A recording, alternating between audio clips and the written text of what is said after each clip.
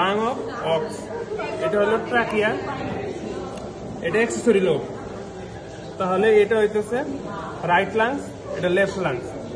Right লাংসে এটা হলো diaphragmatic lobe, এটা মিডল বা কার্ডিয়াক লোব। আর নিচের এটা হইতেছে এপিক্যাল বা ক্রেনিয়াল লোব। আর লেফট লাংসে বড় অংশটা হলো ডায়াফ্রাগমেটিক লোব, আর এটা মিডল এপিক্যাল বা ক্রেনিয়াল লোব। আচ্ছা, এবার সেই বড় লোব যেটা, এটা হইতেছে লেফট লাংস, আর এই পাশটা হচ্ছে রাইট লাংস। তো লেফট লাংসে এটা হলো ডায়াফ্রাগমেটিক লোব, আর এটা হলো এপিক্যাল বা ক্রেনিয়াল লোব।